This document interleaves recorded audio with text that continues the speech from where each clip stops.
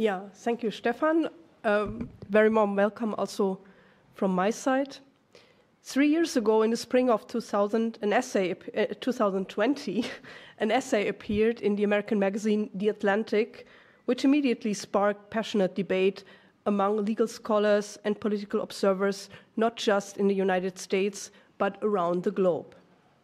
Adrian Vermeule's Beyond Originalism, a fervent plea for, I quote, a more moral framework, end of quote, introduced a concept of what he labeled as common good constitutionalism, which profoundly challenges liberal constitutional frames. Adrian Vermeule's approach, which he will introduce to us in a minute, provoked immediately intense critique, but prompted also further affirmative engagement in journals, but also on blogs and social media. To give you an impression from the passion it evoked, in the pages of the Heidelberg Journal of International Law, it has been characterized, not without such passion, as, I quote, a reheated Schmidtian soup where Catholic salt went out of hand, end of quote. That's not written by me, also I have some leanings towards Catholic salt.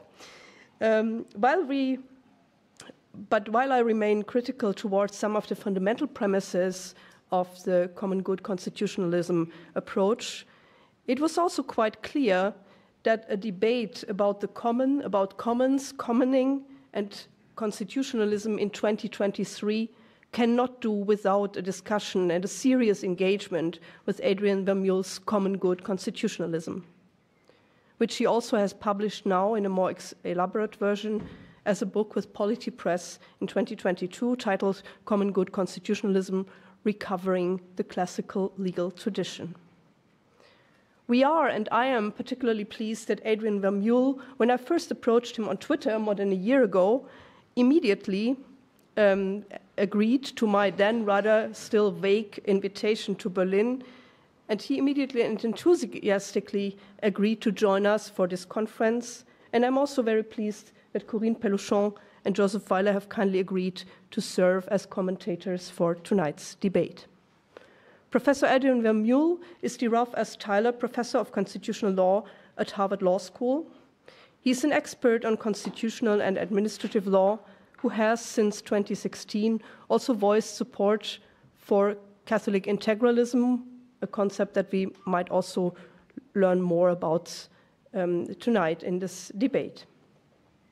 His most recent books include The Constitution at Risk, published in 2014 with Cambridge University Press, and Law and Leviathan, Redeeming the Administrative State, co-written with Cass Sunstein and published in 2020 with Harvard University Press. The latter also an example for an ecumenical resonance of common good constitutionalism with features of behaviorally informed libertarian paternalism. Professor Corine Pelluchon is professor of philosophy at the University Gustave Eiffel, one of the most recent institutional innovative projects and adventures in Europe's academic landscapes, a transformative and transdisciplinary undertaking aiming at open and transversal debates in a context of multiple global crises. And Professor Pelluchon, who is currently also a visiting fellow at the Max Planck Institute for the History of Science here in Berlin, is certainly one of the most influential intellectual voices in political philosophy in today's Europe. In her work, translated in many languages, she deals with moral philosophy, political philosophy, and questions of applied ethics, in particular in the areas of animal, environmental, and medical ethics. She is a philosopher who's responding both rigorously and emphatically to the challenges of our time, as all the three panelists are, the ecological and political crises that have prompted a climate of fear and anxiety. Her response is hope, and her book on hope will be out in German later this year with C.H. Beck. Professor Josef Hallevi-Horowitz-Weiler is the Joseph Strauss Professor of Law and the European Union Jean Monnet Chair Professor at New York University Law School, and also a Radbruch-Kantorowicz Visiting Professor at the Hertie School here in Berlin. In his long and distinguished career, he served inter alia as president of the European University Institute in Florence. His research and teaching focuses on international law, the law of the European Union, and the WTO, and also the interface of law and religion. In 2022, he was awarded the prestigious Ratzinger Prize, launched in 2011, to recognize scholars whose work demonstrated authentic and meaningful contributions to theology. And he received the prize as the first legal scholar and also the first person of the Jewish faith from the hands of Pope Francis. He already gave us today an authentic interpretation of Ratzinger's thought in the workshop, and albeit he pretends that he has never written on the commons, on commoning, or the common good, his work is still a continuous reflection on values and virtues, already in his classical 1999 collection, The Constitution of Europe, where he engages inter alia with the work of a German Jewish scholar that is buried right here on the Dorotheenstädtische Friedhof, Herbert Marcuse. I now look forward to an evening with many dimensions and an engaged debate about the common good and about common good constitutionalism, a concept which Adrian Vermeule will now introduce in more detail. I'm very glad, again, that he agreed to come here and to have this debate with us. And I'm now giving the floor to you, Professor Vermeule. You have the floor. Thank you.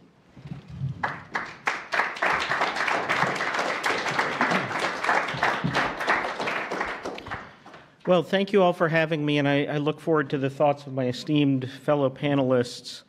I'll talk this evening about common good constitutionalism, which, despite what you may hear in the Heidelberg journals, is just a translation or adaptation of the classical legal tradition to our current world.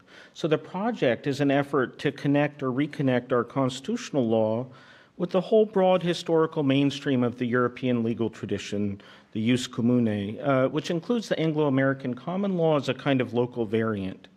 So the aim is in some way to re-enrich our legal theory, an effort to make it broader, more continuous with our own history and the history of international law, in a sense more inclusive.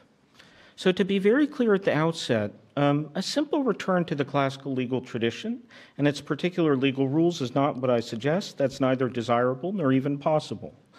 Even were that feasible, which it isn't, one would risk simply recreating the conditions that cause the present to come into being. But the core theoretical insights and jurisprudential principles of the tradition can be recovered, adapted, and translated to our world. Those insights are scarcely so remote as to preclude recovery. In fact, they're quite close at hand. It's just that they're obscured from our current vision. So key elements of the classical view of law remain vital within our law, although not always recognized as such.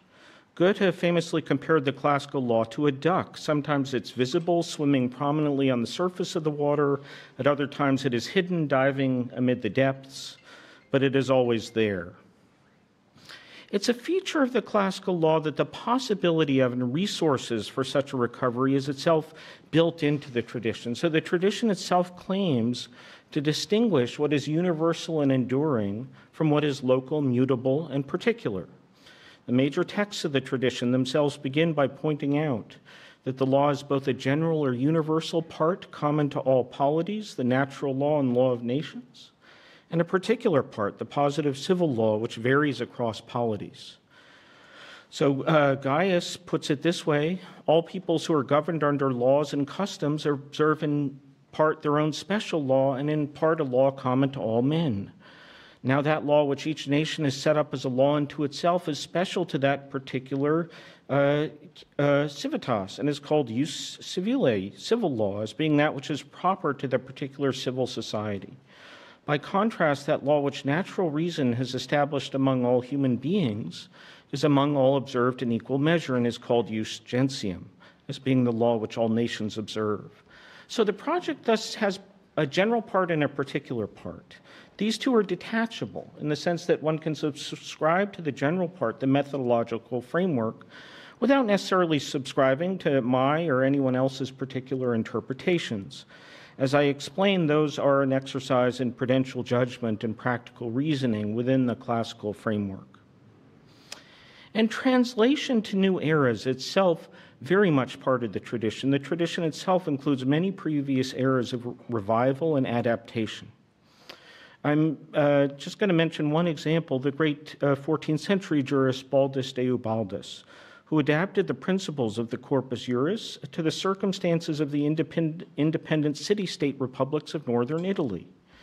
In so doing, he did not attempt to directly transpose to his own time all the particular rules of the positive civil law of republican or imperial Rome. That would be an absurd program. It would be akin to saying that classical lawyers today should wear togas.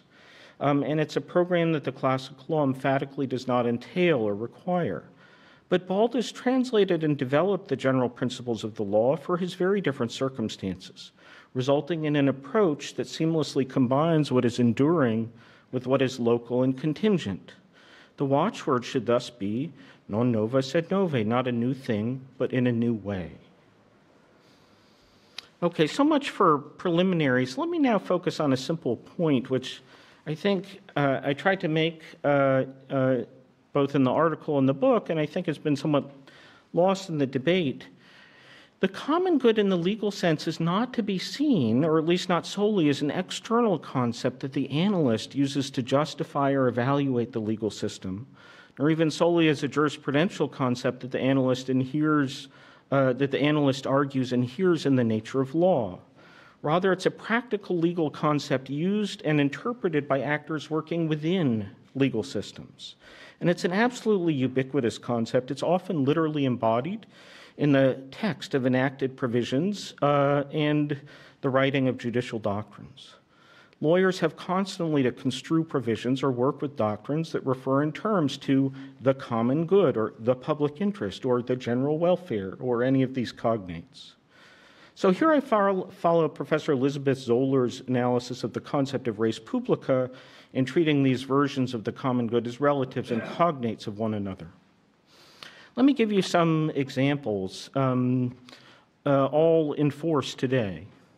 At the level of constitutional provisions, the Massachusetts Constitution of 1780 is the world's oldest functioning written constitution and was often cited as a model for the federal Constitution of the United States.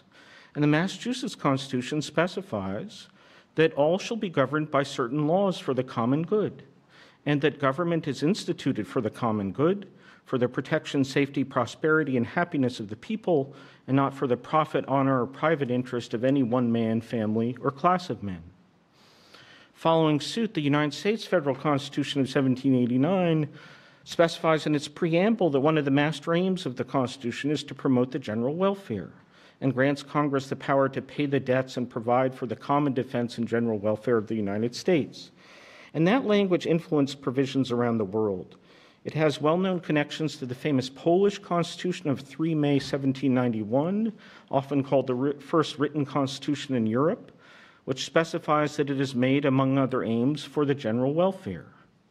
And these and related provisions had a profound influence on 19th century constitution making, especially in Latin America and on Pan-American framework treaties and instruments. So the preamble of the Constitution of Argentina specifies that one of the purposes of the federal government is to promote the general welfare. The American Convention on Human Rights specifies that the rights of each person are limited by the just demands of the common good, and the list goes on and on. Famously, the European Convention on Human Rights contains provisions that can be read against this backdrop. One example is Article 10.2 on freedom of expression. The exercise of these freedoms, I'm quoting, the exercise of these freedoms, since it carries with it duties and responsibilities, may be subject to such formalities, conditions, restrictions, or penalties as are prescribed by law and are necessary in a democratic society, in the interests of national security, territorial integrity, public safety, for the prevention of disorder or crime, for the protection of health or morals, and for other purposes. This example is particularly well drafted, I think, because it elegantly emphasizes that public duties and responsibilities are themselves built into the exercise of freedoms. That's a point to which I will return. But all these provisions, doctrines, and principles draw upon even more ancient sources, going right back to the origins of European law. Sources such as the etymologies of Isidore of Seville in the 7th century, which says that laws properly so called are formulated for no private benefit, but for the common well-being, communis utilitas, of the citizens. It's probably a fruitless exercise to try to locate the ultimate source of such ideas. It's like an explorer searching for the origin of the Nile. But there is one location that I should mention. It's profoundly influential. It's the injunction of the Roman jurist Papinian, which was later recorded in the opening book of the Digest, that the ground for the validity of the jus honorarium, the juristic principles developed by the praetors, is that it serves the public interest, the utilitatem publicum. As Papinian put it, praetorian law is that which in the public interest the praetors have introduced in aid or supplementation or correction of the jus civile. And this basic approach became a standard too for civilian lawyers, not just in the Republic, but throughout the Principate, the Dominate, the medieval jus commune, and into the Anglo-American law. So what the jurists do in the legal tradition is they spend a substantial chunk of their time making the common good concrete, workable, and practical. Now, here's a point that I want to emphasize. Construing legal provisions or working with legal doctrines of this sort is not like doing straight philosophy or theology.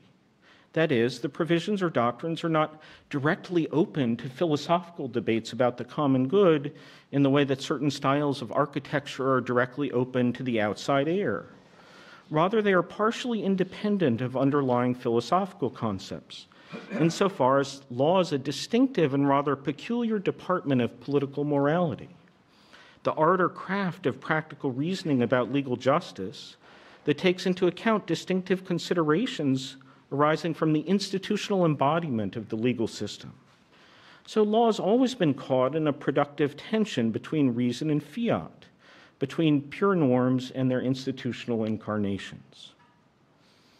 A provision or doctrine that says in terms the common good or the public interest or general welfare or what have you has to be given some interpretation or other by the working lawyer or the judge. Hence, the working lawyer or judge cannot simply recline into a sort of general skepticism about the common good or its determinacy, intoning something like, who decides? For legal purposes, the institutions of law, including the community of jurists, decide. Put differently, the working lawyer or judge, in contrast to the philosopher or even the academic legal theorist, cannot simply say, I'm not sure what the common good means, we need more discussion, let the seminar go on. Now, one way the lawyer or judge can lighten their own burdens is to interpret the provision as commanding some version of a margin of state discretion or a margin of appreciation within a reasonable range. And this is an ordinary way the classical law works. But that, too, is a legal interpretation. It's arrived at through practical reasoning in a larger institutional order. Okay, so if the lawyer's work constantly requires recourse to the common good, not only as a methodological concept, but because enacted texts and juristic principles themselves embody that concept, what exactly does the classical tradition hold about legal interpretation and adjudication? The centerpiece of the classical legal tradition is that law should be seen as a practical art of reasoned ordering to the common good, the ars boni et aequi, or art of goodness and fairness, as Ulpian put it. An art of purposive and reasoned governance that, as to the temporal order, promotes the good of law's subjects as members of a flourishing political community, and ultimately as members of the community of peoples and nations. All officials have a duty and corresponding authority to promote the common good, albeit in a manner consistent with the requirements of their particular roles. This classical conception embodies the regulative ideal or hope of the union of well-ordered reason with public authority, of reason with fiat. It's a hope that's always partly disappointed, but is always renewed. So the classical law treats enacted texts and indeed intermediate juristic principles as determinations, determinatio. So this is the process of giving more specific content to a general principle drawn from a higher source of law, making it concrete in application to particular local circumstances or problems, drawing upon the virtue that is called regnative prudence. This is the prudential judgment oriented toward legal justice of public authorities who are charged with the care of the res publica, according to the requirements of their different roles. The need for determination arises when principles of legal justice are abstract and don't specifically dictate particular legal rules, or when those principles seem to conflict and must be mutually harmonized. Putting aside the duty to avoid intrinsic evils, there are typically multiple ways to determine the principles while remaining within the boundaries of the basic charge to promote the common good, which is the basis of public authority. So to adapt one of Aquinas' analogies, imagine an architect who's given a general commission to build a hospital for a city. The architect possesses a kind of structured discretion. The purpose or end of the commission shapes and constrains the architect's choices while not fully determining them. A good hospital may take a number of forms, although there are some forms it cannot take. Likewise, general principles of law might say, for example, that at some point, the tranquility of peace and order require that potential defendants should have repose from the risk of being sued. It would then be up to the civil law in such an instance to determine a specific statute of limitations and to resolve the many questions that flow on from that. So in this connection, let me quote Jean-Étienne Marie Portalis, introducing the first draft of the French Civil Code in 1801, who said that human lawmakers ought to be merely the respectful interpreters of principles of natural equity. So lawmakers, in the view of the main draft or of the main, code of Western law after the Revolution, himself sees lawmakers as interpreters of higher principles of natural equity that need to be given further specification. So it's, I think, easy to misunderstand the place of positive law in the classical tradition. The right and duty of the public authority to determine or specify the content of the positive law implies that judges or other officials who interpret law at the point of application are duty-bound to respect the text. But this is a kind of textualism justified by reference to legal justice, the rational ordering of rules to the common good. Thus, positive enacted texts are always read against the backdrop of, and read to harmonize with, the broader legal background of natural law, general and traditional legal principles, and the law of nations. So the classical law incorporates positive law in a broader framework of legality, even if it rejects any commitment to positivism in the jurisprudential sense. Thus, in hard cases where the positive lex is ambiguous, vague, general, internally conflicted, conflicts with enduring background commitments of the law generally, use, or is otherwise underspecified, those sources can and should be drawn upon to determine legal meaning. Indeed, a key element of the classical view is that those background principles always already inform and permeate and inhere even in the semantic meaning of lex, because lex is itself a determination or concretization of use. Lex inherits the nature and boundaries of practical reason inherent in use and is therefore interpreted to harmonize with use. So, on this view, an ordination of reason for the common good is not merely an ordination that is made because there are good second-order reasons, like legal certainty or coordination, to make an ordination, resulting in a reason-independent or reason-excluding ordination of fiat, full stop. Instead, an ordination of reason itself inextricably incorporates reason into the semantic meaning of law's terms. Reason inheres in lex. Richard Helmholtz, the historian of the jus commune and of canon law, put it this way in his wonderful book on natural law in court. He says, decisions of the jus commune illustrate what might be called the internalist role played by the law of nature. It was used to discover the meaning of existing laws and to help supply the answer to a legal question where the import of positive law was uncertain. And Helmholtz is emphatic that we moderns think too much about the conflicts or potential conflicts between natural and positive law. This was not the way the tradition primarily thought about natural law. If we are to internalize the principles of the tradition, we should not either. So far, I haven't directly addressed the nature and content of the common good. What then does it entail for legal purposes? In its temporal dimension, the common good is, for the purposes of the humble civil constitutional lawyer, the flourishing of a well-ordered political community as such. The common good is shared without being diminished. It's not an aggregation of individual utilities. Again, speaking strictly of its temporal aspect, it represents the highest felicity or happiness of the whole political community, which is also the highest temporal good of the individuals comprising that community, and that's a crucial point. No man is an island, and even the goods of individual life or family life cannot be enjoyed in a decaying and chaotic polity. And I think that is a point that, in my experience, it widely resonates with students today. Aquinas puts it this way: the individual good is impossible without the common good of the family, state, or kingdom. And his quotation goes on, hence Valerius Maximus says of the ancient Romans that they would rather be poor in a rich empire than rich in a poor empire. And by rich here, we shouldn't understand necessarily money or only money. He means rich in common goods and public goods, in safe neighborhoods, common spaces, parks, green spaces. I think this is a modern version of what Aquinas is getting at. To give all this more specific content, the tradition looks to the precepts of legal justice in the classical law. So here we have the famous trio of the precepts of the law: juris praeceptus sunt haec, honeste vivere, alterum non laedere, suum cuique tribuere, to live honorably, to harm no one, and to give each one what is due to him in justice.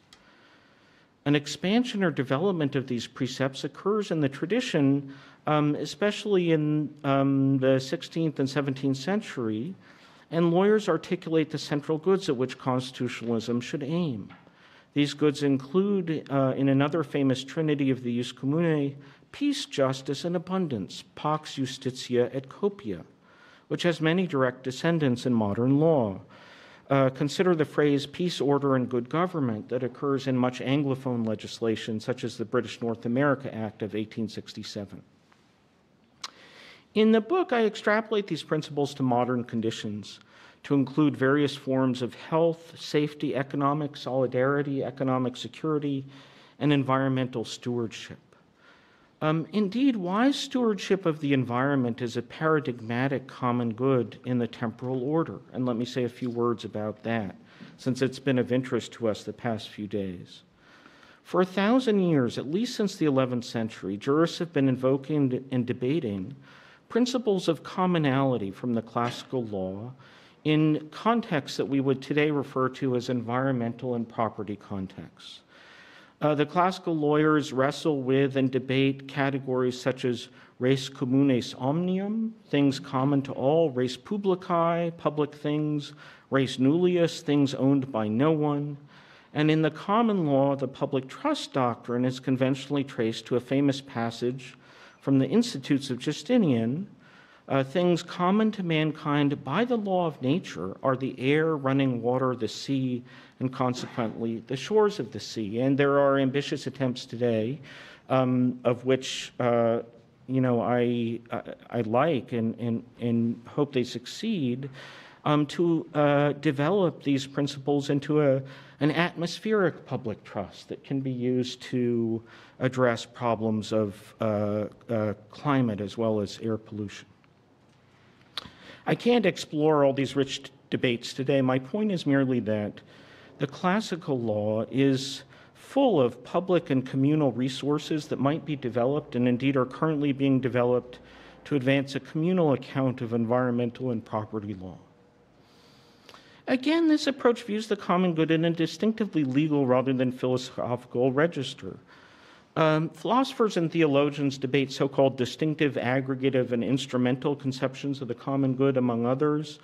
I'm not a philosopher. Outside my professional competence, I happen to believe that the true conception is the distinctive conception of the common good, which I've already mentioned. And I also think it's the conception that, as far as I can see, unites Aristotle, Augustine, and Aquinas, and I also believe it because Pater Edmund told me to. But here's my point from a lawyer's perspective. Very little in the quotidian, everyday work of law generally turns on contested philosophical refinements of the common good at the outer boundaries of debate. For concrete legal purposes, one usually does not have to choose between high-level contested theoretical conceptions of the common good, because the differences among those conceptions often make little difference.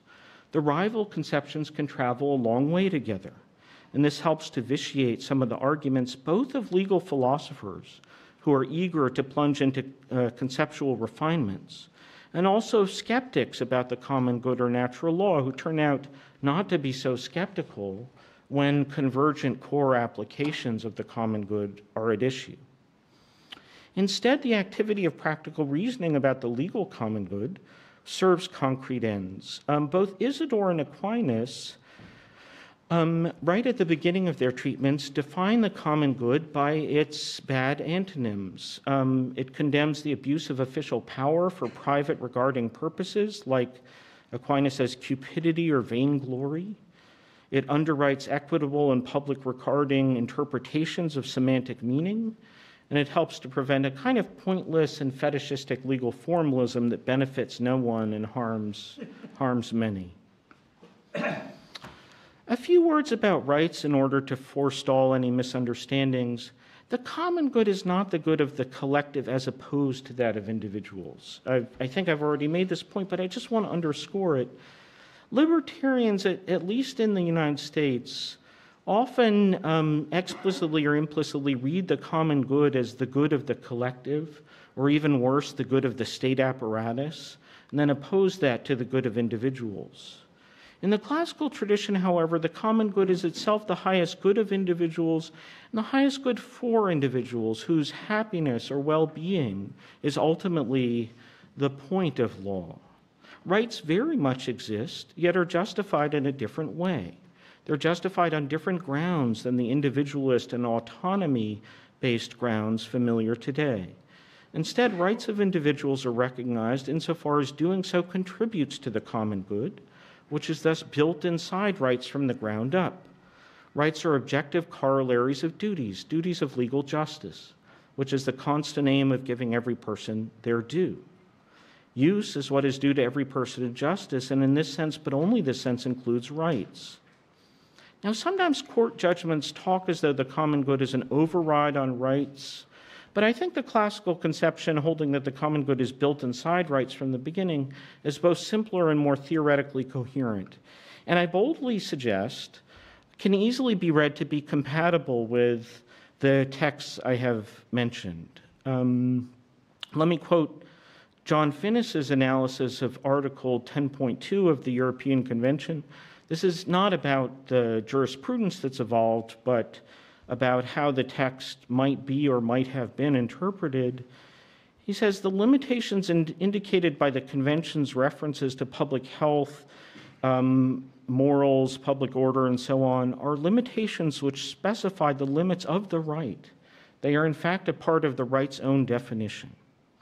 It is all one process, a process that occurs within law, involving the harmonization of positive texts with background principles of legal justice, not as a way of overriding those texts, but as a way of understanding and interpreting them in light of the larger commitments of the legal order. All right, let me conclude by returning briefly to the question, who decides? Sometimes this question is thought to be uniquely important for the classical legal theorist to address. And in my view, it is not. It's a perfectly general question, one that any account of law's aims must answer.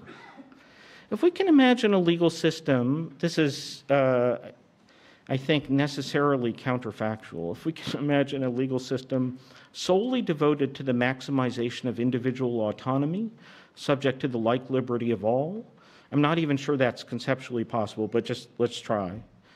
That system, too, would have to answer the question, who decides what counts as autonomy? Who decides what counts as liberty? What if people disagree about what counts as liberty? What if people disagree about what counts as autonomy? So the who decides question is perfectly general for any account of law's aims.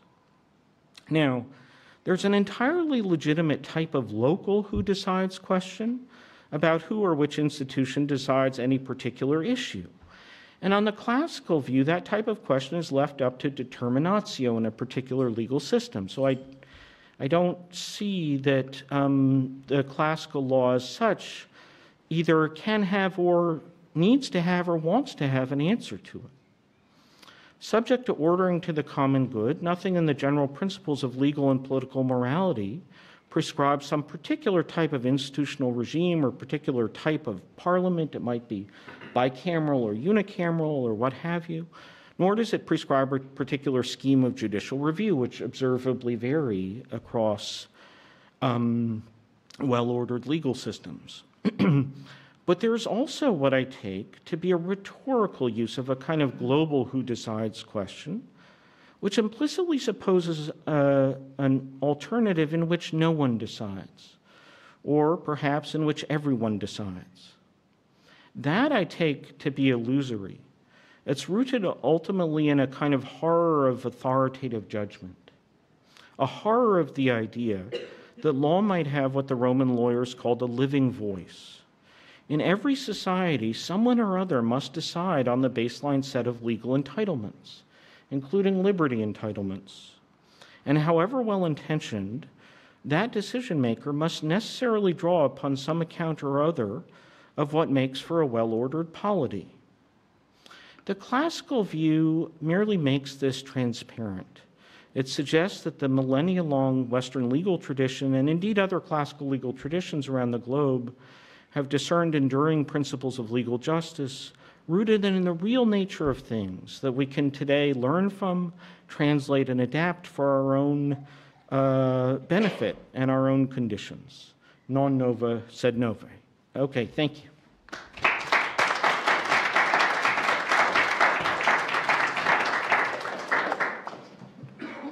Thank you so much for this rich introduction to common good constitutionalism, and yet very pointed and clear presentation.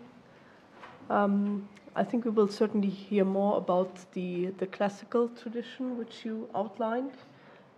It clearly is a pre-modern tradition in the sense that the main reference points are pre-modern points. So therefore I'm very glad that we have as a first commentator a scholar who has intensely worked on Enlightenment traditions, and we will see how this relates and plays out in the comments.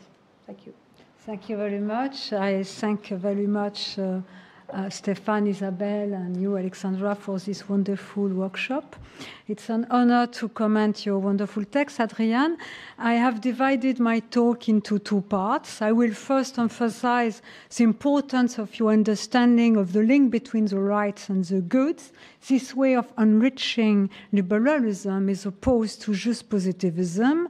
The latter fails to understand the role of the laws, the purpose of the state, and it contrasts with the practice of justice, with the way in which concrete legal decisions are taken. So there are two dead ends that your approach aiming at introducing a legal concept of common good avoids. The first dead end is a mere procedural conception of justice, the idea of a primacy of the good over, the idea of a primacy of justice over the good actually leads us to forget that rights are always rooted in the promotion of certain goods.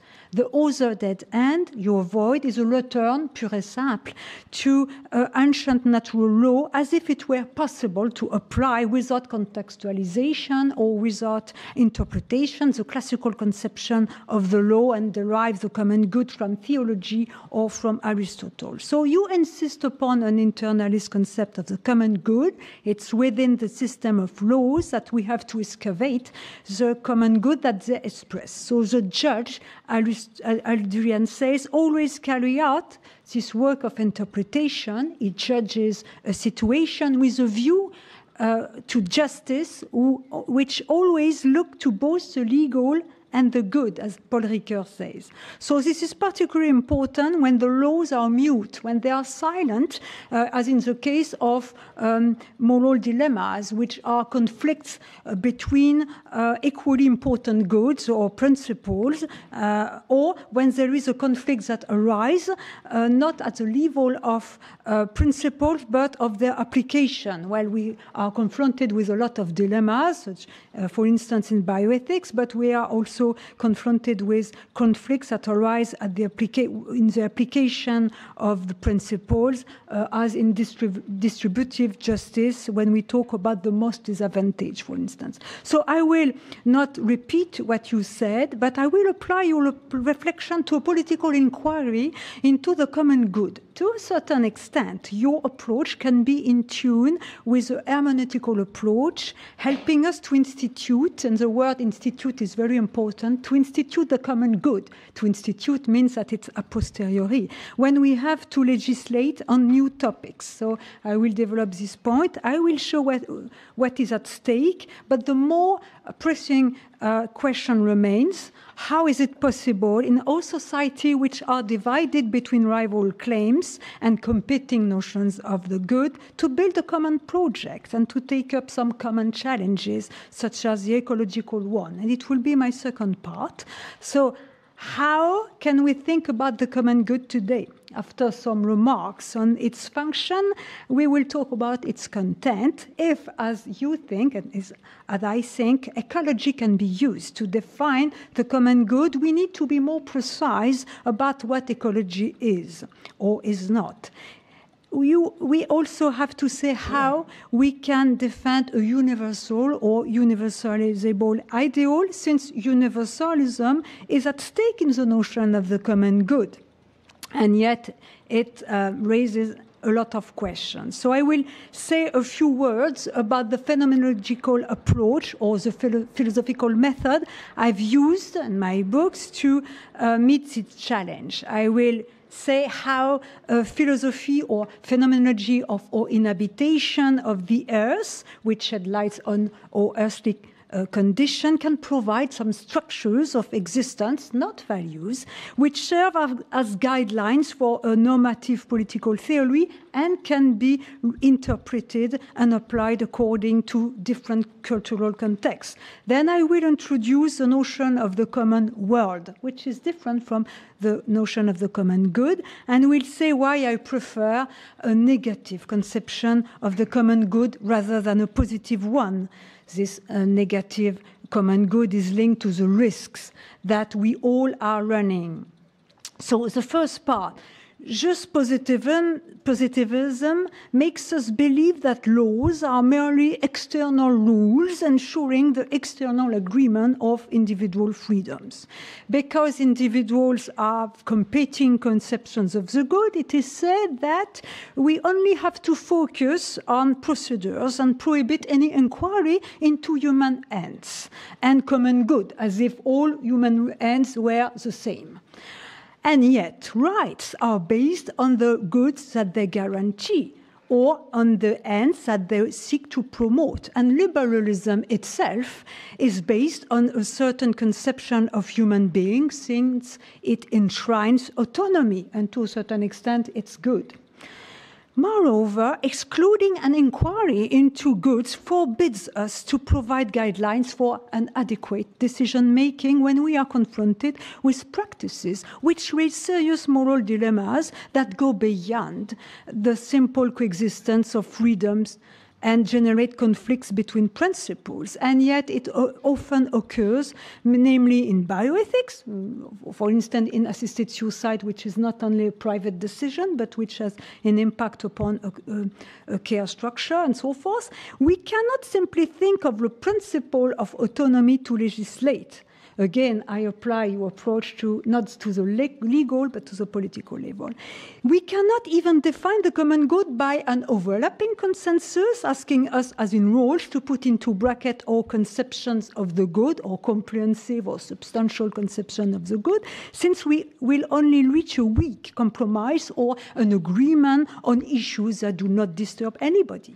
Not only do we have to confront all substantial conceptions of the good, and I think that Habermas Habermas does it, but we also have to reflect on the kind of society we want to promote or to avoid. A pure return to tradition, which will provide a fixed conception of the good derived from a theological or essentialist conception of human nature, does not help either to institute the common good. It will lack the moment of interpretation which Adrian rightly stresses in his work on the exercise of practical reason in situation, as a judge, so to say. Applied to the political field, when we deliberate before a legislation, a reflexive and internalist approach of the common good gives rise to hermeneutics. It leads to measure the compatibility or incompatibility between a practice or a claim on the one hand and the values that we have established as goods and that reflect the spirit of our laws. This assumes rights cannot be detached from the effective morality of a political community, from its Sittlichkeit, as Hegel says. Rules are conducted to their intention and to the conception of the good life that they express. Although it is rooted in the sources of our morality or in our traditions, which have welcomed other cultures and traditions, since the identity of a community is narrative, it's not fixed, the common good is reinterpreted. It's not definitive nor a priori.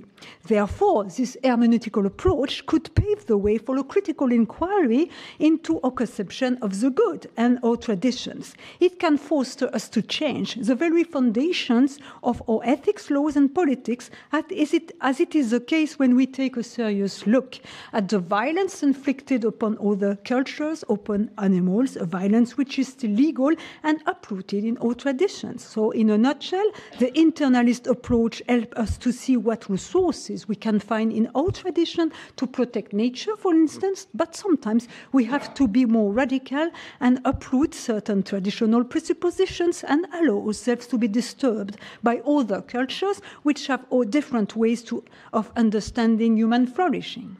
Lastly, the concept of common good always goes hand in hand with the assertion that we are part of a political community.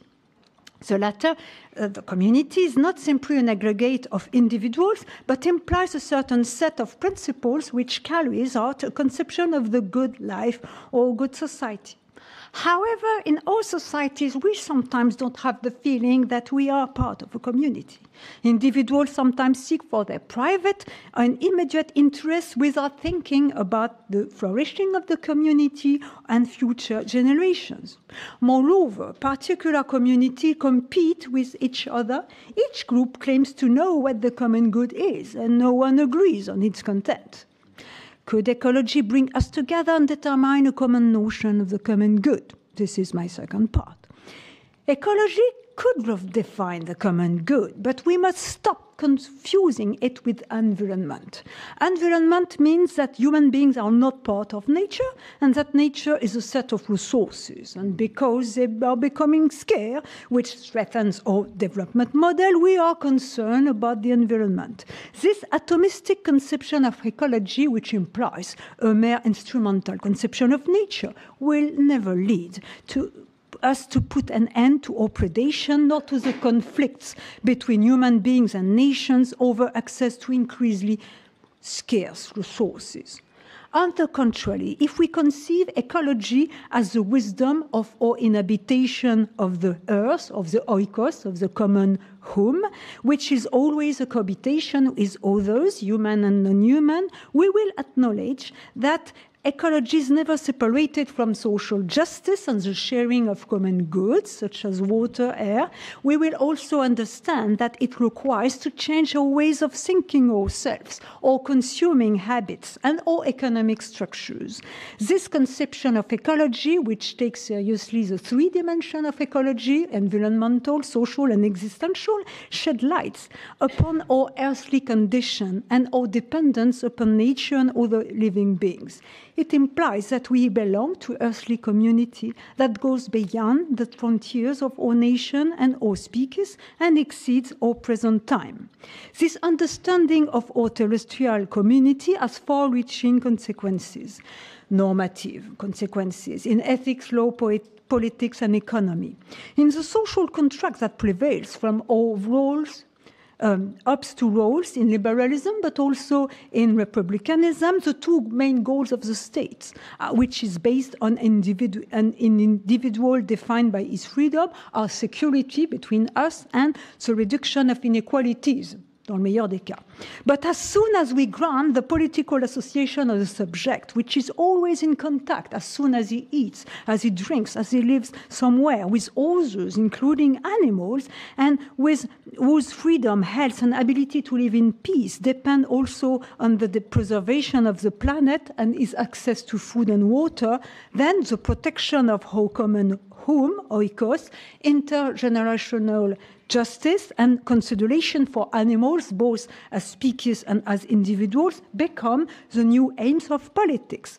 We must add them to the first goals of the state I refer to, and maybe put it in our constitution so that it determines transversal policies respecting these goals.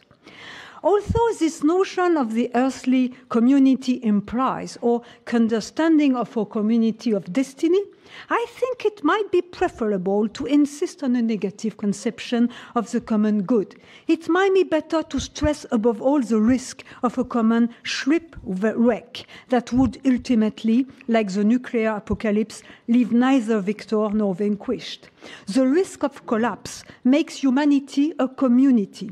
This negative conception of common good may be more useful to urge us to take vigorous decisions and temper the reflexes of competition, of predation, as well as the risk of the war that the scarcity of resources will aggravate. In this time, when the possibility of collapse is highlighting our precariousness, but also calling into question all of the certainties that once make us prosper, it is also important to introduce the notion of the common world. I borrow this notion with some minor change from Hannah Arendt. She used it in Human Conditions, saying that when I am born, I am welcomed by a world which is older and bigger than me, than I am. This common world includes all the generation. It actually places me in a lineage that goes beyond my ancestors, since, as Ricoeur says, it refers to an umbilical link between the living. Because of the renewal of generations, but also because of the impact of our modes of life and technologies on future generations, we all carry future generations within us. The common world also includes cultural heritage, and I would add natural heritage, that is to say, all the living beings. It's beyond me, but I have access to it. It's a kind of transcendence in immanence. Arendt says, she says that. And it is at the core of what I call transcendence in several of my books. It's not the contemplation of something beyond, but the deepening of my carnal, begotten, and mortal condition that opens me to the understanding of my belonging to the common world. This provides a criterion for individual and collective decisions. We have to avoid practices which would destroy the common world, and we have also to make it possible for the common world to be preserved and be renewed. This implies preserving democracy, or the possibility of freedom and democracy, since democracy is a political regime based upon plurality, which is uprooted in the birth of new beings who are able to create something new that is worth lasting. Again, Hannah Arendt, and education must provide something for them to be able to create something new that is worth lasting. I'm not saying that human beings cannot form a positive community based upon shared aspirations, but it is important to define shared aspirations without basing them on values which are always relative and give rise to a false universalism that disguise this value as general principle in order to enslave other culture. This is why I have followed the phenomenological approach, which enable us to extract structures of existence or existentials which have a universalized dimension and can be interpreted according to different culture. There is one human condition, because we all need to eat and drink, we all die, and there aren't a lot of areas of our lives that are socially constructed. And a phenomenology of corporeality which takes the materiality of of our existence and our vulnerability seriously requires a reorientation of the economy and changes from within our conception of justice, but these structures of existence are sufficiently general to be adapted to different contexts. In conclusion, I will end with the concept of negative responsibility, which I borrow from the Czech philosopher Patočka. Negative responsibility does not come from a seated subject, established and certain of himself. It comes from a subject who has experienced the loss of meaning and was led to bare life, to la vie nue, to pure freedom, that is to say, to a freedom or an existence without foundation. Negative responsibility leads to commitment and solidarity, but solidarity does not come from the solidity conferred by shared values. It is the solidarity of those who have been shaken and know that they have to search a meaning in the disorientation and the absence of uncertainties. And I think that we are in this situation. We have to seek to institute the meaning together. It's always a posteriori and without dogmatism. So if there is a concept of positive community, if we can agree without deluding ourselves, it's from this experience of collapse and the acknowledgement of one's vulnerability, finitude, and fallibility that it will appear. Otherwise, I'm afraid that our conception of the good will divide us. I am not skeptical of the good. Like Adrian, I'm skeptical about the skeptics of the good, but dominion is the most widely shared thing in the world. So let's make sure that what shouldn't happen doesn't happen, and our tiny lives would be justified.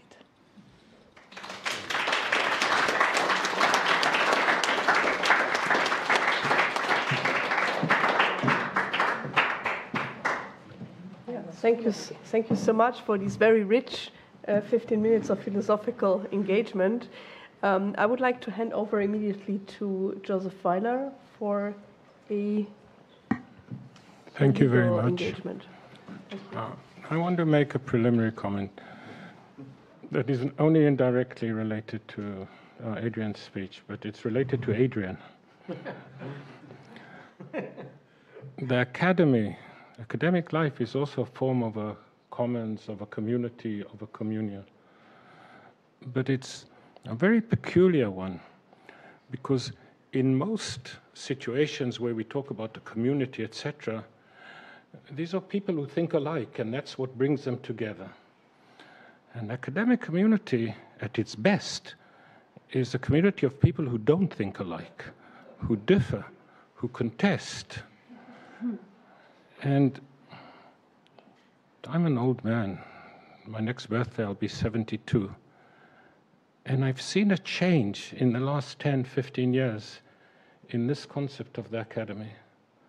And the reason I say it's related not to what he said, but to who he is, I actually had people write to me and say, are you going to be in the same panel as Adrian Vermeule? Yes, I am. Because that corresponds to my idea. I might not agree with him on certain things. I might disagree with him strongly on other things. But my notion of what an academic community is exactly that. And therefore, I'm grateful that you invited me. Now, I have another. It's interesting when you look at the program. There's no end point. It starts at 7 and we don't know when it ends. It says 90 minutes, but we can extend that. You said what? 90 minutes at some point? 90 minutes sounds good. As long as we respect it. A second non-negotiable truth. Respect includes some tolerance. I'm Old Testament, not New Testament. We're Catholic. And there's another thing. I'm invited to comment on his paper, not to give my own paper, which we see again and again. He talked about the elephant, which is the biggest animal. I'll talk about the flea, which is the smallest animal. So if you will permit me, Alexandra, I first want to ask a question and invite Adrian to immediately respond. In the paper you sent us, at least the the version I read, because I think maybe later there was a second version that came yesterday. I didn't read that. I read the original one. That's okay. That's okay. Religion, Catholicism, Christianity is not mentioned in the paper, but in the book it features, not centrally, but it's there. And also, so could you say where the Christian tradition, Catholicism, etc., fits in to your conception that you introduced today? And it's also an opportunity because you saw some of the intemperate comments that were made about your work. This is a new Rottweiler. So maybe you can say a word about where religion and Catholicism and Christianity fits into the notion of the common good that you were advocating here, in a legal sense. Yeah, so let me give Joseph both a response about the, sorry, apologies. Let me give a response based both in legal history and in the limits of my own professional competence. I don't actually say much about Catholicism in the book, although I am openly and proudly Catholic. And the reason I don't is that I'm not even a doctor utriusque juris. I'm a humble civil lawyer.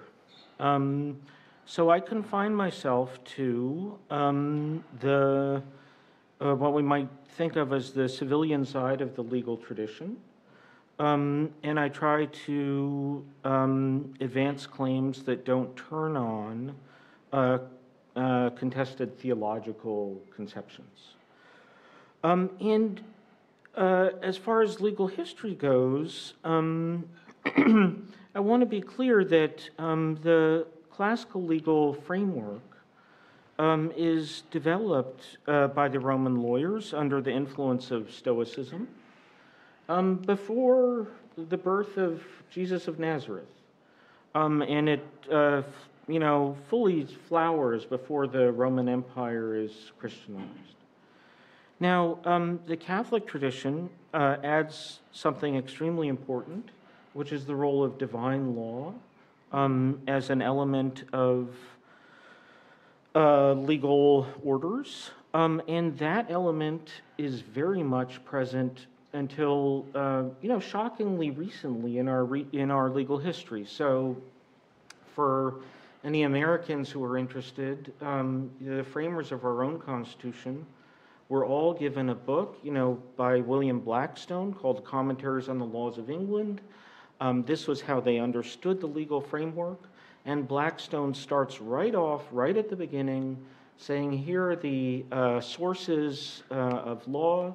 They are the positive civil law, the natural law, the law of nations, and the divine law. So this is not ancient history. It's very much with us in the American legal tradition and in other legal traditions. The reason I don't say much about it is the first reason I gave, that I'm not sure I have much to say about it. And I was a bit surprised to hear, with all respect to Alexandra, I was a bit surprised to hear Catholic integralism brought up, because I take this to be a political theological view within Catholicism about which Pater has written with great power and eloquence. In my non-professional capacity, he persuades me. But I'm not sure that it's, I think it's detachable in a certain sense from the classical legal framework. That is, it's a conception of what divine law requires. But that the methodological commitments of the classical legal framework do not stand or turn on what exactly the content of the relevant conception of the divine law is. So that although I think that the Catholic Church has developed in a wonderful kind of fullness and in an intellectually coherent and admirable way, the conception of the divine law. It is observably true and has been often true throughout legal history that one can make major contributions to the classical law without being Catholic. Not only the pre-Christian Romans, but the whole Protestant classical legal tradition makes major contributions. I'm a huge fan of Grotius, for example. So I don't think that every book has to talk about theological foundations, if that makes any sense. So that's my basic view, and yeah, I hope that was responsive. Thank you. Okay, mindful of the clock and the guillotine, and mindful that you will have things to say to that really rich. So I have one clarifying question, and if there's time, I have something to say about natural law, but maybe we won't have time. The question is as follows. It goes back to who decides. So I agree with you. Whatever it is, if it's extreme liberalism, etc., somebody has to decide.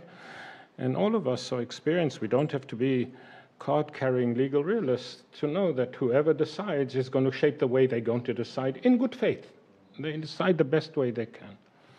What perplexes me a bit, and that's why, not out of politeness, I say it's a clarifying question. One of the interesting and fresh things in the paper and also in the book is you critique two approaches to constitutional interpretation in the United States. So it's a bit of an American discussion. One is liberal progressivism, etc. And I think it comes down to, but you might correct me, that they basically reading into it what they want to see in it.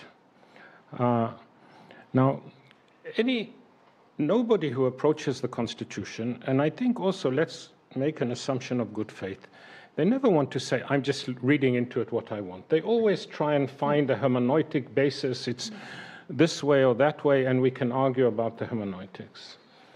And then refreshingly, you also, because people say Adrian Vermeule is a conservative, so he will probably be an originalist. He's not only not an originalist, he has a powerful critique of originalism, which is not the standard critique. The standard critique of originalism, why should we be bound by what people thought 200 years ago, the world has changed, etc., we need to translate it, etc. But if I understood you correctly, you say they're a little bit like the liberals. The originalism is too indeterminate, and they read into it what they want. That a little bit, that's how my critique of originalism is not that it's a bad faith legal movement. I'm not sure. But I thought you said I want to distance myself by originalism because ultimately it's not a firm ground in which to make.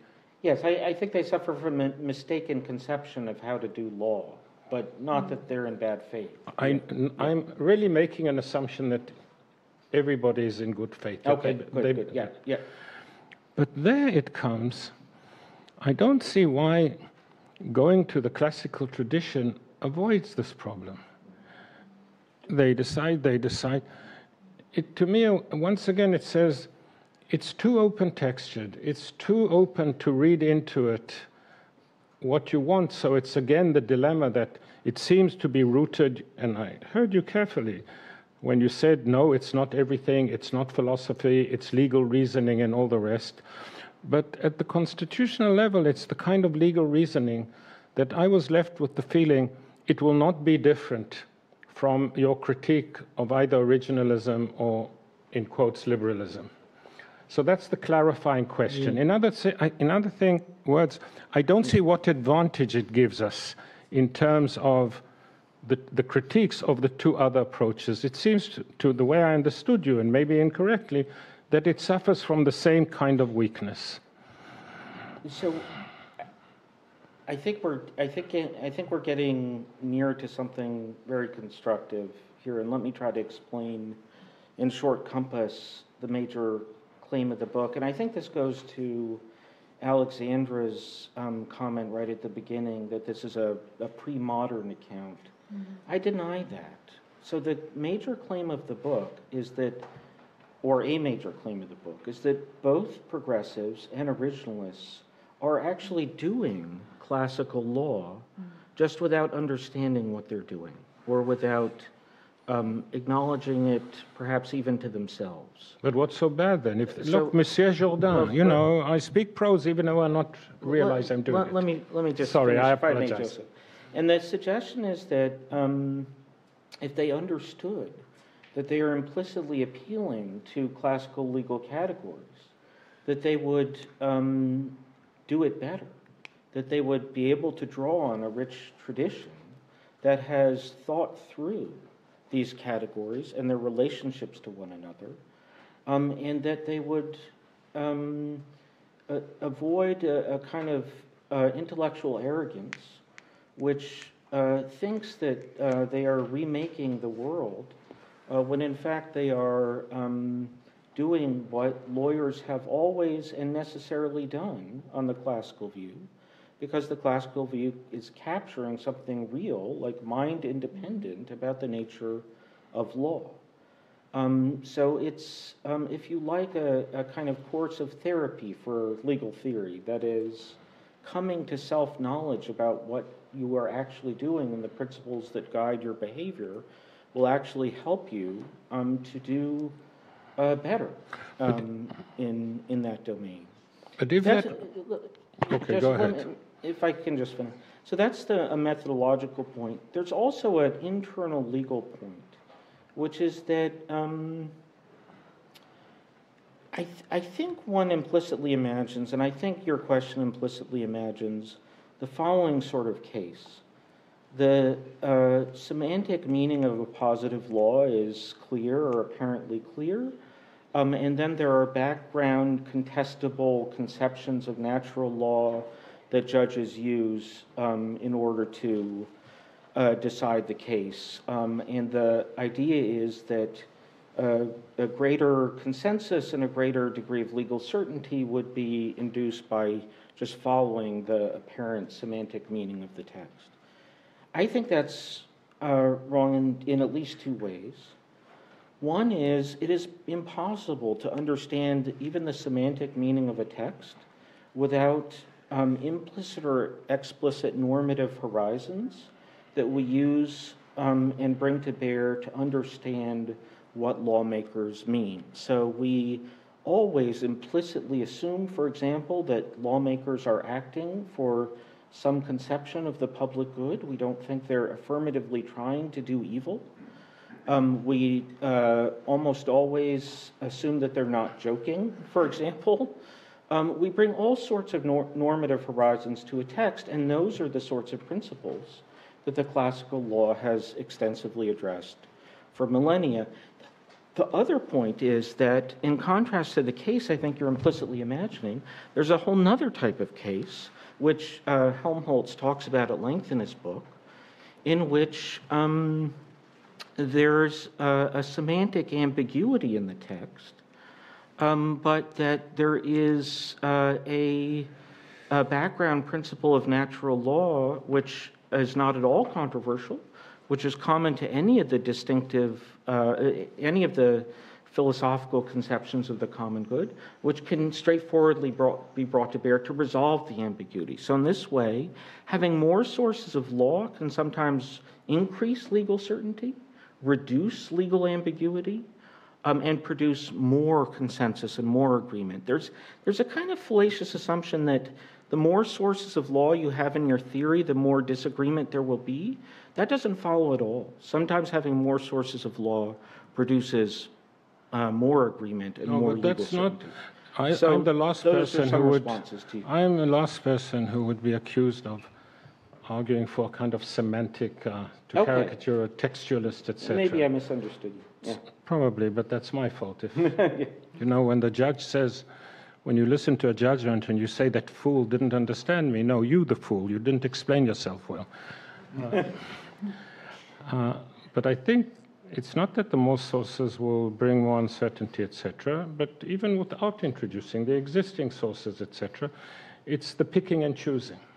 and privileging this source over another source, that's always the problem. Yeah. And it's not a specific problem to the thesis you put forward. I'm just saying I don't see that that problem is resolved by comparison to the progressive and the originalist. I think we're faced... My claim is not that it's resolved exactly. Or even improved. It's that it is the inevitable condition of legal action in hard cases, and that if we don't imagine that the legal world began yesterday or in 1970 or something, but we draw upon the resources of the tradition, sometimes we can do better at managing this chronic condition of legal action than we would otherwise be able to do. Let me just step back for 1 second and say something about my experience as an American lawyer since the 1990s with respect to this issue of disagreement and consensus. Since the 1990s, when originalism, so-called originalism, becomes very powerful in American law, constitutional law has been pervasively reoriented around the conception of liberty. So our current Supreme Court justices attribute the benefit of constitutional structures to the promotion of liberty. They see liberty as a master principle of the Constitution. They think that their methodology is entailed by some conception of constitutional liberty, and so forth. That move, since the 1990s, has by no means reduced polarization. Their move towards positivism has by no means reduced polarization, disagreement. In fact, it's made it worse, if anything. And it's made it worse because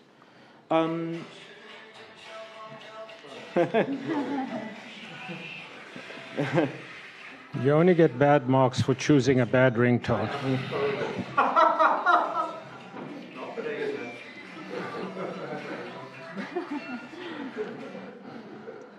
Good. No problem at all. Anyway, it hasn't helped. It's made things worse because, of course, there are competing conceptions and subconceptions of liberty and legal liberalism, and that positivism has proved incapable of generating consensus. Okay. I wanted to say one thing to Corine before I know we have to adjourn soon, but I didn't want to. And I know we need some comments. Or so, because I do think that we really should have also an opportunity for a public.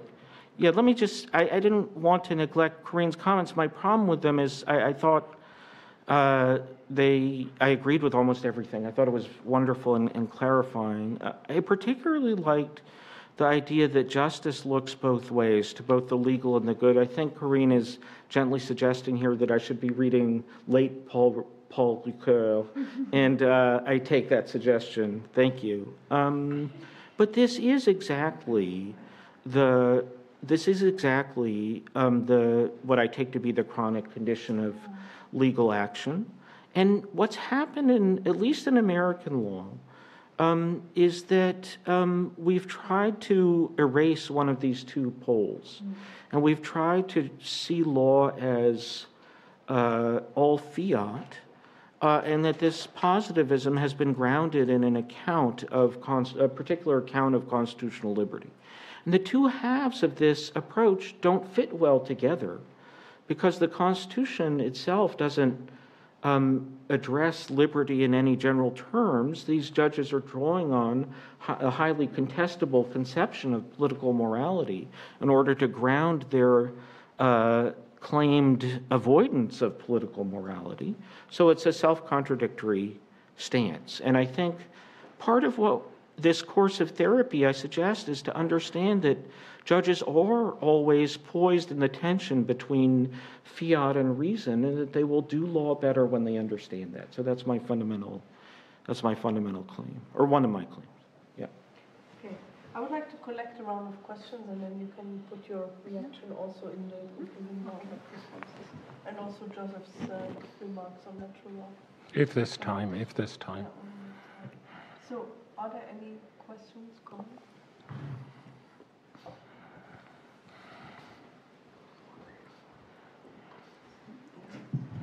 I don't know what my questions are yet, but I'm sure I have some here in my notes. So, I guess I would, I'd like to understand from you, Adrian, you say at the beginning of your talk that we can't apply classical legal theory to the present-day situation. No. Because that will cause the present to come into being again. So obviously you have a problem you're trying to solve. But I'm trying to understand what that present is. If I said that, that was not at all what I meant, okay. And I thought I didn't. Okay. My claim was that you have to distinguish the general principles, methodological framework of the classical theory from the particular prudential judgments and particular rules of positive law present in any given polity at any given time. And that what we can translate or adapt are the general principles and methodological conceptions of the classical law. That doesn't require us to, adopt the Republican Roman law of contracts, for example, any more than we should have to wear togas in order to do classical law today. So this failure to distinguish between general principles and particular applications is, I think, a source of a lot of confusion. And I further suggested that the classical law itself distinguishes general principles from particular applications, and it builds it right into its account of the nature and sources of law. And this is another advantage that it has over some more recent views.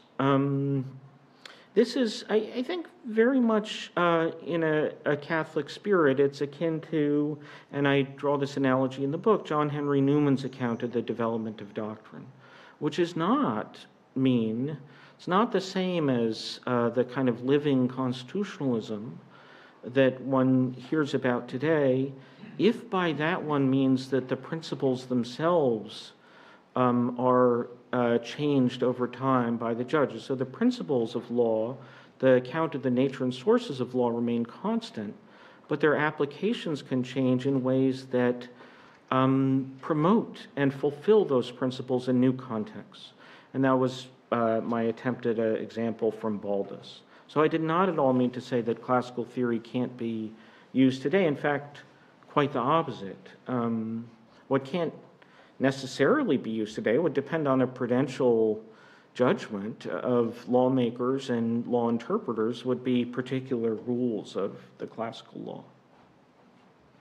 So could I ask my actual real... Okay, yes. So please. I'm sorry. Yeah. What I'd like you said you agreed with almost everything that Corine said. And in her final remarks, she talked about Hannah Arendt and the concept of common world and her idea of transcendence. And the part of common world being the ability of every generation to be able to create world. And if I understood Joseph Weiler, he criticized that. And I was wondering how you see that. At the end, I think you said a posteriori without solidity.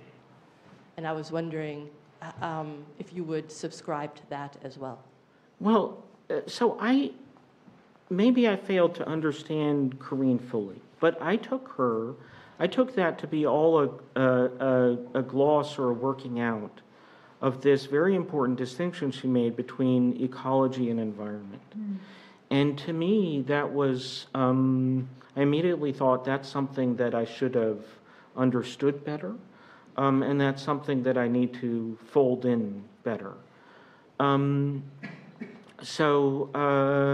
To that extent, I thought it was clarifying for me. I think in terms of recreating the world, I mean, there's a sense in which we always do, and there's a sense in which we not only don't but cannot. That is, I think, on my view, that lawyers in the grip of a mistaken legal theory who don't understand that they're implicitly and necessarily doing classical law because classical law is rooted in the real nature of law, may think that they are recreating or, creating principles anew, but they won't. They'll just be rediscovering old principles. What is true is that we always have to remake our world in the secondary sense that those principles find new applications over time in ways that benefit us in our current conditions. So this is an attempt to steer between or to contradict both the kind of originalism of the American conservative lawyers and the fully living constitutionalism of the Canadian and American progressive lawyers who think that even the principles themselves can be reinvented. I don't think they can. Can I add something? I would like to hand over to Michelle, and then you have the conclusion. Yeah, okay, thank you for the panel. I have to apologize, I'm not a lawyer and I'm not familiar with the concept of classical legal framework and so on. But as an ethicist, I'm also interested in the relationship or in the moral sources of law, yes? But listening to you, I was getting a bit nervous because I think in theology and in law, we had good reasons not to give so much importance anymore to the natural law thinking, because you also talked about rooted in the real nature of the things, but what is the real nature of the things? Yeah, you also talked about who defines, and we had the experience, and also within the church, and we still have the experience of the problem defining the real nature of man, nature of women, and whatever. And I don't think it is, I don't understand why this should be helpful to us now. I agree to you that we need a kind of legal framework when we talk about commoning and what so on. But I'm asking myself, and I'm asking you, why not think about liberalism, but how to understand liberalism in another way, in the Catholic tradition, for example. Yeah. But the natural law, I don't understand why it should help us here. Thank you. Okay, a couple points. Thank you, Michelle. A couple points. One is that if rights are grounded differently, justified in a different way in the classical legal tradition, it may turn out to be true that a lot of the rights we identify through that framework track or overlap with current conceptions of liberal rights. So let me give an example. The classical lawyers were very committed to the idea that every person should have a right to a hearing before any sanction was applied against them. And they drew this from two sources, natural and divine law. And the natural law principle was that to condemn someone without a hearing is seen as an offense to human dignity. That we have to give them a moment where they are allowed, I'm going to put this in kind of modern lingo, that they are allowed a moment of agency where they can speak to the charges. The divine law conception was interestingly drawn from the book of Genesis, where the classical lawyers said, God, being omniscient, knows perfectly well what Adam and Eve have done, but God comes to them and says, what have you done? Let me hear your side. Because their dignity as created human beings demands it, even if the tribunal already has all the information that it needs. But that right to be heard in one's own defense is also a paradigmatic liberal right. So we see that the grounding or justification of rights in the classical tradition can often overlap with or be coterminous with rights identified in liberalism. And more generally, Aquinas devotes a whole article to the idea that law should not try to repress all vices nor to promote all virtues. And we have to have a subsequent prudential conversation, which Aquinas initiates, about under what conditions we should try to repress vices or promote virtues. But there is no idea that the law should perfectly track what is objectively good for human beings, because the law is a rough engine, and that's always been understood. It's always been understood that the law is a crude and dangerous instrument, and that it shouldn't necessarily try to fully instantiate all our moral beliefs. That's point one. Point two is a little bit of skepticism about natural law. I think that skepticism about natural law waxes and wanes, and this is part of what Goethe is getting at, and it's waxed and waned throughout our legal history. And one of the conditions under which it waxes and wanes is skepticism about natural law seems more attractive in what I might call well-functioning, affluent polities. However, when polities experience some kind of decay or crisis or deterioration, then natural law skepticism goes out of fashion, in part because people bump up against the observable fact that certain legal rules better conduce to the flourishing of a political community than do other legal rules. So to take the extreme and perhaps unfair case, but it's often invoked in these conversations, there was a great revival of natural law theory after Nuremberg, because it seemed undeniable to people that there were no positive grounds for convicting Nazi officials, and yet there was a real sense in which one could say what they had done was illegal. And that revival of natural law theory lasted about 15 years and then started to wane as we got more into the 1970s and 1980s. So I think this skepticism about natural law theories is highly contingent, and it's contingent because when things get bad enough, everyone's a natural lawyer. And I think that we all will be. Yeah. I also have a small question. I have a super... For question to Yannicka Jan before we then do the concluding round here on the panel. I have been waiting. Quick intervention. Super. Do you start or shall I start? I start. Okay. So just a little bit better understand the kind of interpretative purchase of the theory. Could you perhaps walk us through some, for example, more recent decisions of the Supreme Court, and how would your theory help the judges decide differently, or or not?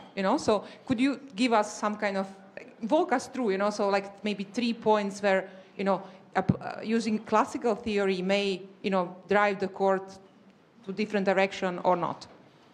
I would like to. Sorry. Okay.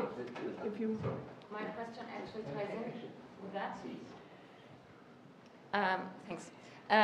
I'm curious about your justification and interpretation of constitutional rights and the implications of that, because you say basically they are inherently limited because they are geared towards the common good.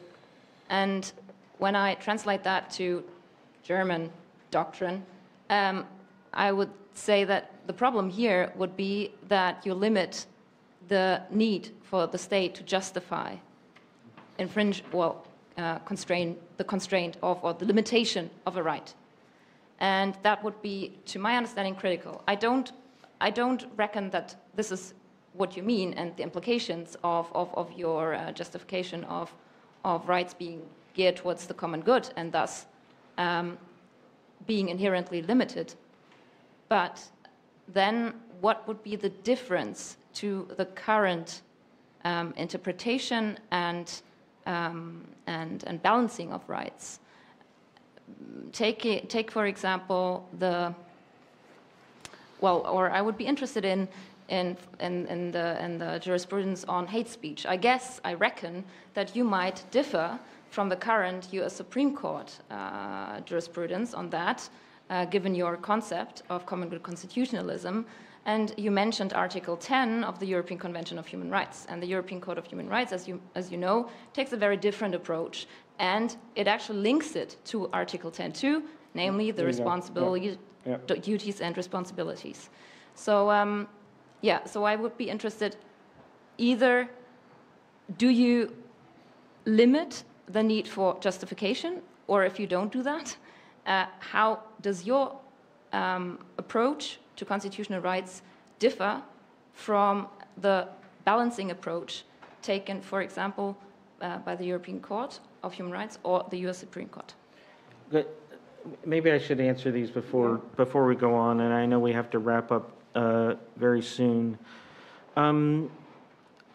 Let me say two things about free speech as an example. So my basic answer to you is buy my book and read it, and you'll get a lot of cases. Okay, but let me just mention one case in which the U.S. Supreme Court, I'm going to simplify it a bit and sort of try to translate it for non-lawyers, but the U.S. Supreme Court said that it violates the right of freedom of speech to prohibit virtual child pornography. So this is animated child pornography through cartoons or something, animation.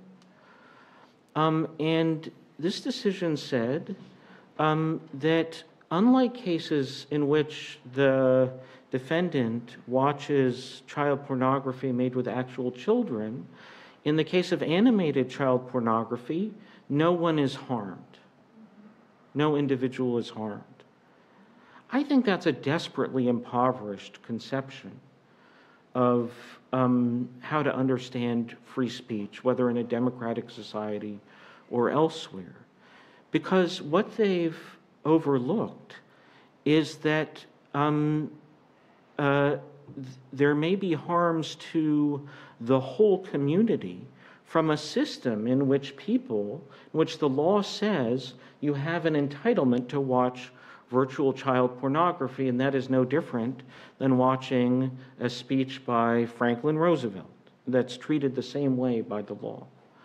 So that's a concrete example in which a common good constitutionalist approach would take a very different view than a kind of completely individualist approach. On your point, I very much hesitate to speak to European jurisprudence under the convention, but I will say, insofar as the court's decisions conceive the problem as first identifying action within the scope of a right, and then identifying and using proportionality to assess the legitimacy of overrides to that right, that conceptual framework would be mistaken. And I, as I tried to argue, I don't think that's an inevitable reading of 10.2 of the convention, that it's perfectly straightforward, or would be, to read 10.2 as building duties and responsibilities inside the scope of the right. And that is completely consistent with the classical account. The American version of this is an old doctrine that we abandoned in the 1960s that, simplifying greatly, said that speech had to be responsible. It distinguished between responsible speech and what it called, sometimes the judges would use terms like wild, unruly, irresponsible, destructive speech. And responsible speech was seen as speech that was intended to be ordered to the good of the whole community. And that view, I think, would have substantial implications and would support a far narrower conception of protections against certain types of speech regulation than are currently enforced. so much. I would like to give the panelists the opportunity for a very short concluding paragraph, starting with you, Corine, and then Joseph. Yeah. And then Adrian has the last one. Yes, thank you. I would like to speak about the title of the day, Beyond Liberalism, because I think that liberalism is richer than we are used to understand, and it is because, you know, Levinas or Ricoeur understood, made a phenomenology of human rights, for instance. That is to say that the accent is placed not only on rights, which were taken for granted, but they insist upon the meaning of rights. And what you say concerning right of speech was also is in line with Michael Zundel, Liberalism and the Limits of Justice, when he says that sometimes we cannot understand only rights without having an inquiry into what we are, what this right for speech or the freedom of speech will guarantee. And it's very interesting. So I think that when I read your piece, I was thinking of a communitarian approach of right. Just another thing, it's beyond liberalism. When I have said that liberalism is always richer than when we nowadays think, because we consider that human rights are taken for granted, which is not. But I think that, of course, liberalism cannot provide a sufficiently or adequate decision-making when we are confronted with issues that go beyond the coexistence between us. And it's the case with ecology damage that we inflicted upon future generation, animals, and so forth. So the point is to enrich liberalism. Maybe not to say that we have to accuse it, but enrich. And for that, and it will be my last remark, the point is to know how to enrich it. And I think that the hermeneutical approach that to a certain extent you advocate is a way of understanding what resources exist in our tradition, sources of morality, which are also in the laws and in the rules, but sometimes we do not see them because the rules are principles and so forth. But we have to make this effort to interpret and reinterpret the source of morality, because of course we don't have access to truth without mediation, without the mediation of symbols, of sculptures, of texts, of different texts. And also I think that it's true that an inquiry upon our human condition, but not maybe human nature, because it's too fixed, could provide some guidelines. But I will not repeat the phenomenological approach. But I think that it's very important to say that liberalism is not something which has liberalism has a kind of is rich, but of course we have to make this effort to think within it, and of course not beyond, but so that we are able to answer the big challenge we are confronted with. So we are beyond time, but you summarized also very nice the motivation behind the headline of this workshop. So thank you for this. Joseph? Well, I can't resist one little biblical thing about the natural law to be judged. You all remember when God announces to Abraham he will destroy Sodom and Gomorrah. And Abraham says to him, you can't destroy the innocent together with the guilty. And then Abraham adds, will the justice of the whole earth himself not do justice? Because you can't do that. Actually, what the verse says, will the justice of the earth not hold a trial? It's interesting, huh? It's always translated, will the justice of the whole earth not do justice? But if you read the original, Shofet kol haaretz lo yaseh mishpat, you will decide this without a trial, without letting them say something. That's in passing. One tiny point and a slightly bigger point. The tiny point is, when you said, we can see that this decision enhances human flourishing and this decision destroys human flourishing. But in many cases, there's a debate, different conception of human flourishing. Take another Supreme Court decision. A bunch of neo-Nazis marched with swastikas through a neighborhood in Chicago of Jewish survivors, Skokie. In Germany, they would be in prison the next day before they even started marching. In the United States, it's freedom of speech. Both societies genuinely believe that this contributes to human flourishing, the way they decided. The point on natural law is the following. And here, this is not engaging directly what you say, except that natural law is part of the classical tradition. It's one of the things you mentioned, international law, etc. And here, my point of departure is religious or theological commitment.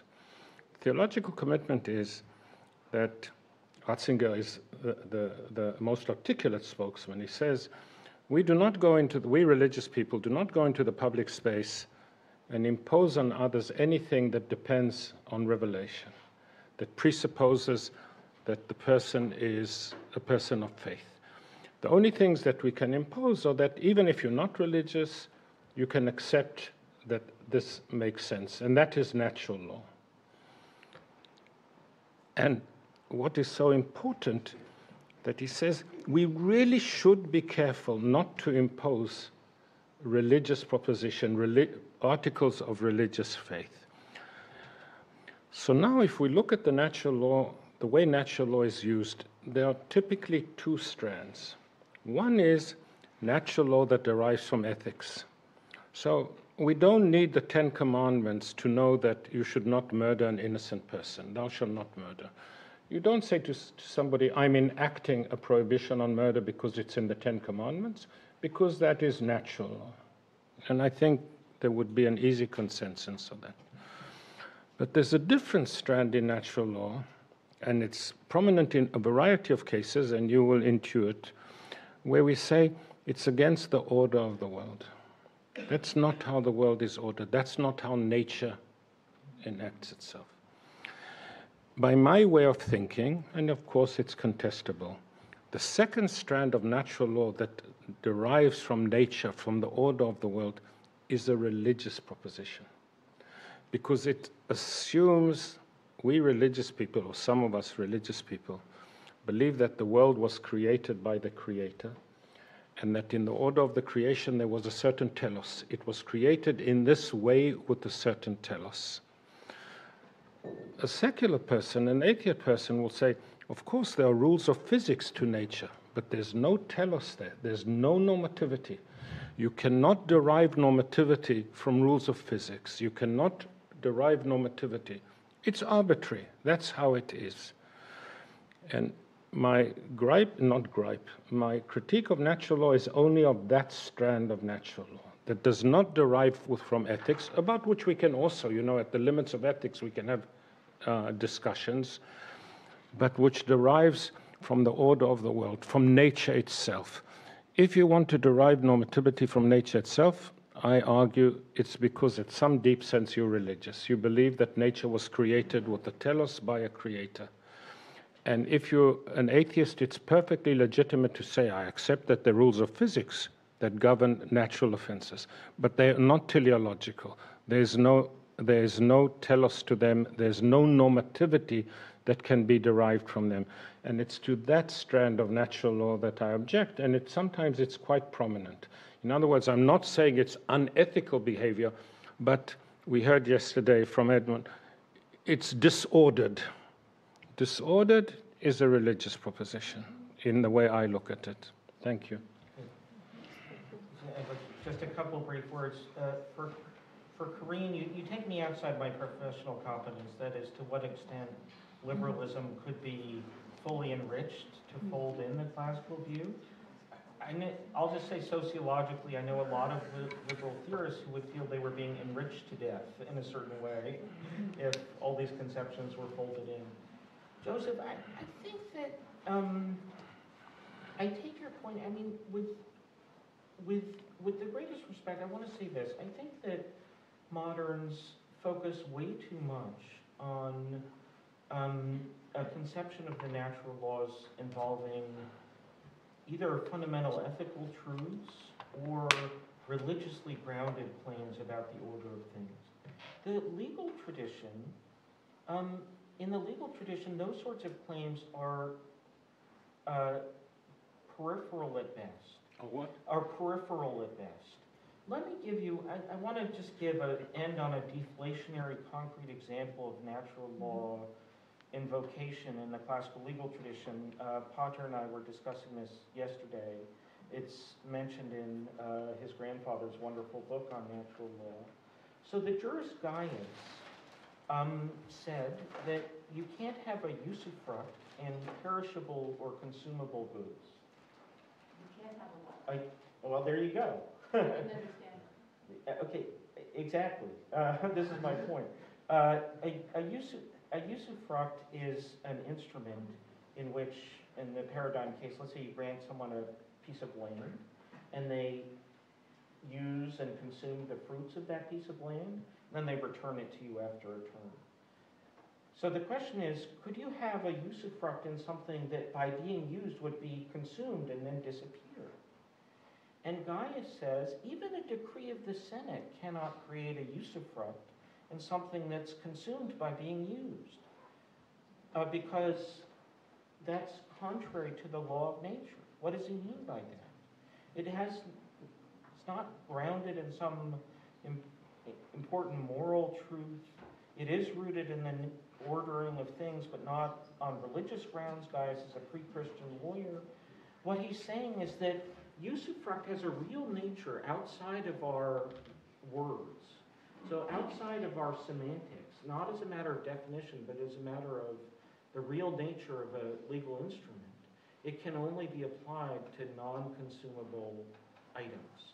And that's the sort of use of natural law that is far more pervasive in the tradition than is any of the sorts of things. And it's a misnomer. What? It's a misnomer. It's like saying even a misnomer. Even Senate cannot decree that a swan will be black because swans are white. So it comes under that category of a logical impossibility. It goes against the definition of. You're interpreting it as a semantic. You're going against the definition of what a usufruct is. I don't call that natural law. It's a different. This is exactly. Okay, but. Okay, we'll have to take this up later. Yeah. Okay, we take this up later. I would like to thank you all. I would like to thank you.